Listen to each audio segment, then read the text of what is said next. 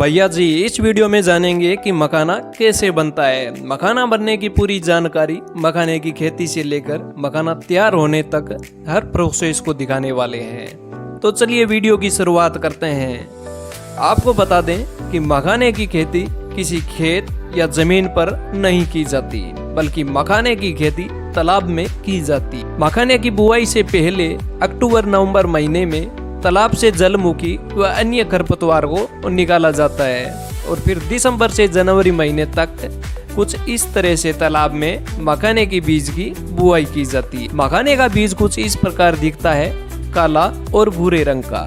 मखाने की बुआई के कुछ समय बाद इसके छोटे छोटे पत्ते निकलने लगते हैं और अप्रैल से मई महीने तक पूरा तालाब इस गोलाकार और कांटेदार पत्तों से भर जाता है और इसकी जड़ भी काफी लंबे और रेशेदार हो जाते हैं, जो तालाब में नीचे तलेटी पर चले जाते हैं। इसके बाद अप्रैल महीने के अंत में इसके छोटे छोटे फूल भी आना शुरू हो जाते हैं और मई महीने के पहले सप्ताह में ये फूल काफी संख्या में आने लगते हैं। ये फूल बैंगनी रंग का होता है, जो काफी खूबसूरत दिखता है।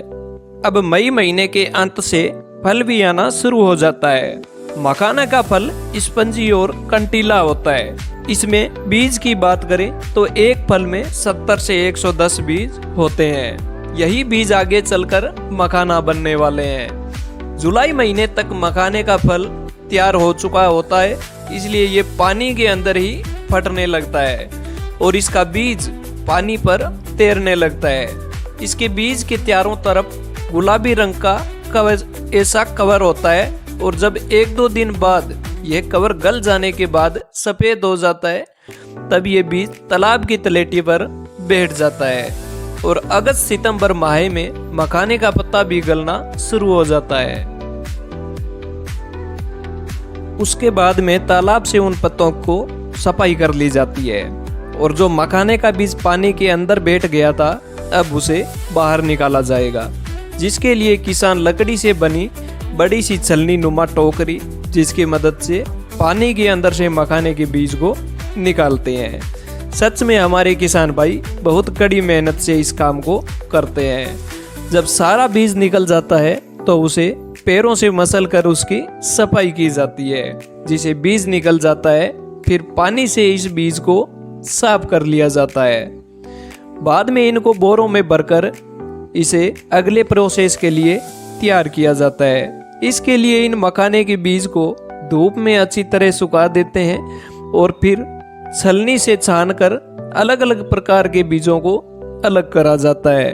फिर दोबारा इन बीजों को अच्छी तरह धूप में सुखाया जाता है, जिससे इस बीज का रंग काले से गहरे लाल रंग में बदल जाता है। इसके बाद इन बीजों को मिट्टी की कढ़ाई में भुना जाता है और इसके बाद बीजों को टोकरियों में छाव में कुछ दिनों के लिए रखा जाता है, जिसे बीज के कड़े छिलके और अंदर का लावा ढीला पड़ जाता है। अब थोड़ा थोड़ा करके इन बीजों को कढ़ाई में भुना जाता है। आपको बता दें कि बीज को भूनने के लिए 4 मिट्टी के और 1 लोहे की कढ़ाई की जरूरत पड़ती है।